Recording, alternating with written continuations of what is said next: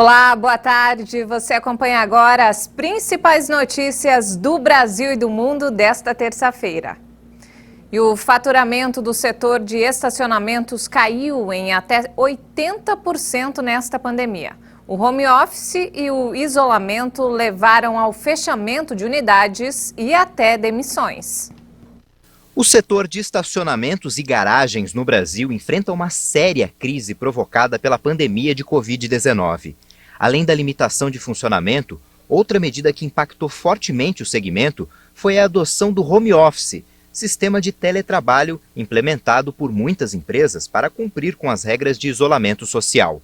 Segundo a PNAD Covid-19 do IBGE, em dezembro havia mais de 7 milhões de brasileiros trabalhando remotamente, o equivalente a 9% da população ocupada. O conjunto de restrições esvaziou os estabelecimentos do setor, provocando o fechamento de várias unidades e a demissão de muitos trabalhadores. Segundo o Sindicato das Empresas de Garagens e Estacionamentos do Estado, apenas em São Paulo a queda no faturamento chegou a 80%. De acordo com o Sindeparc, em 2020, com a retomada gradual das atividades, o segmento chegou a ensaiar uma pequena recuperação. Mas a nova onda do coronavírus trouxe impactos ainda piores, especialmente em shopping centers, edifícios corporativos, hotéis e estacionamentos de áreas comerciais. De acordo com o Sindicato dos Empregados em Estacionamentos e Garagens do Estado, as demissões atingiram 2.000 trabalhadores no ano passado. Apesar disso, o setor espera se recuperar com o avanço da vacinação. Omar Aziz, do PSD do Amazonas, foi eleito como presidente da CPI do Senado para apurar a atuação do governo dos estados e municípios na pandemia. Ele recebeu 8 votos. A comissão parlamentar foi instalada hoje de manhã. Em meio a muita polêmica sobre a indicação do senador Renan Calheiros, do MDB de Alagoas, para a relatoria, a Comissão Parlamentar de Inquérito da Pandemia confirmou o parlamentar no posto. E mudando de assunto, olha só, a Universidade do Paraná também desenvolveu um projeto para produzir uma vacina brasileira contra a Covid. A previsão é que os testes em humanos sejam feitos em 6 meses. Nossa reportagem conversou com os responsáveis pelo trabalho de pesquisa. E uma das vantagens é que a versão paranaense da vacina promete ser muito mais barata. Acompanhe na reportagem de Kleber Werneck. Os primeiros resultados têm sido bastante animadores. A vacina da Universidade do Paraná está em fase de testes em camundongos e, de acordo com os pesquisadores, a quantidade de anticorpos produzida nos animais foi superior à da vacina de Oxford. O método é totalmente diferente das vacinas que estão disponíveis atualmente. O trabalho é feito com nanopartículas de um polímetro biodegradável, revestido com uma proteína do coronavírus, que induz o organismo a produzir anticorpos.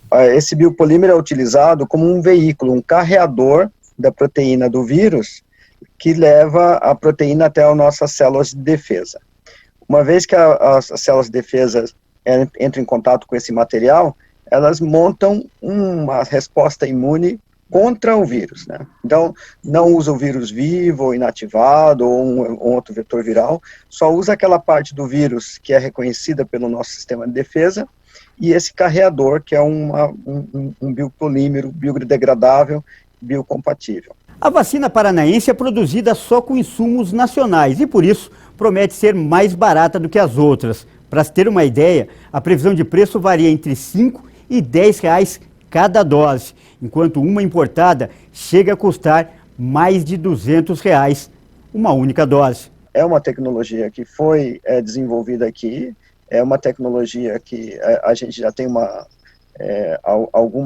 alguns trabalhos já publicados em revistas internacionais de outros grupos, inclusive, né? Os insumos, o principal insumo seria a proteína recombinante, essa pode ser feita aqui facilmente. O outro insumo, que seria o biopolímero, nós temos fábricas no Brasil que hoje se dedicam mais à exportação do que à venda nacional, e normalmente esse biopolímero ele tem que ser purificado para ser utilizado como um bioinsumo, né? Então, acho que a gente agregaria, inclusive, valor ao produto que já é produzido aqui no Brasil. Apesar desse bom início de trabalho, a previsão é de que a vacina esteja disponível para a população só no ano que vem. O pedido de autorização para testes em seres humanos deve ser feito em 6 meses. Os pesquisadores também buscam recursos para custear o projeto. O trabalho começou com uma verba de R$200 mil do governo federal e depois recebeu mais R$1 milhão do governo do Paraná. Vamos tentar demonstrar que essa preparação protege o animal contra o vírus. Vamos demonstrar que essa preparação de fato é segura, né, não provoca nenhuma relação secundária no animal. E se tudo der certo, até o final do ano devemos ter os resultados suficientes para solicitar autorização da Anvisa para fase clínica. E esse recurso do governo do estado, ele deve ser suficiente até esse ponto.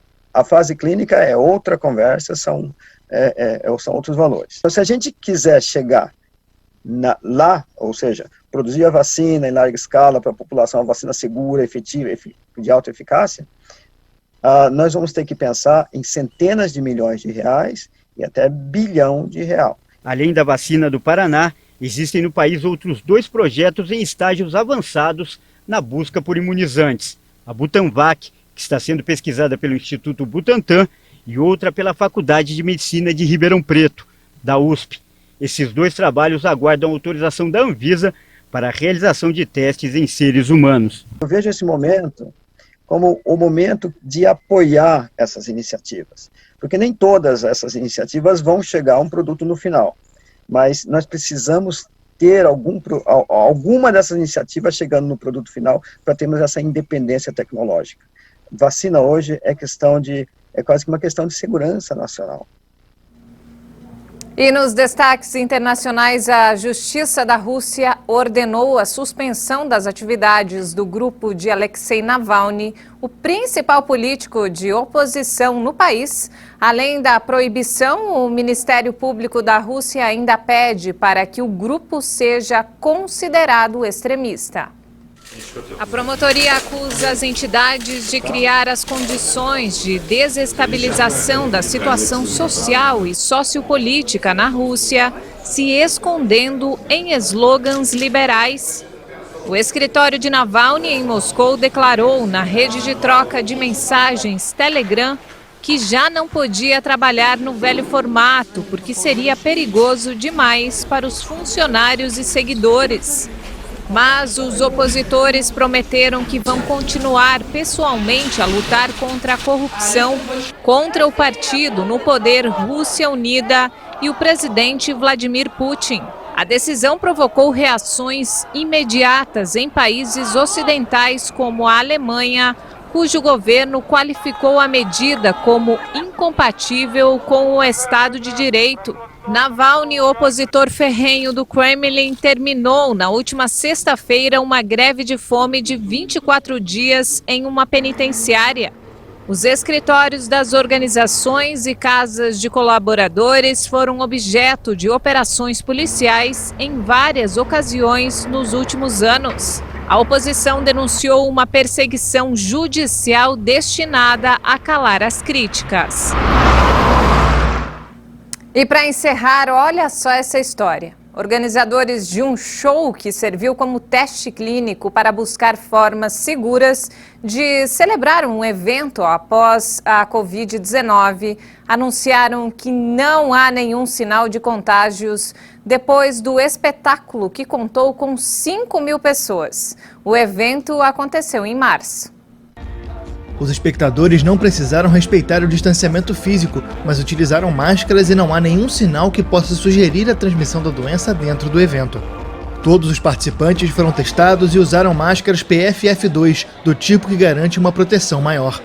De acordo com os organizadores, foram registrados apenas 6 casos positivos 15 dias depois do show e em 4 casos a transmissão não aconteceu durante o evento. Um dos médicos que comandou o experimento afirmou que com ventilação otimizada, triagem de antígenos e uso de máscaras é possível garantir um espaço seguro. O show de Barcelona foi uma das poucas iniciativas do tipo organizadas na Europa. Outro espetáculo parecido aconteceu em março na Holanda com 1.300 pessoas. E essa edição fica por aqui. Mais informações daqui a pouco às 5 da tarde com Maria Alice Dias. Obrigada pela companhia.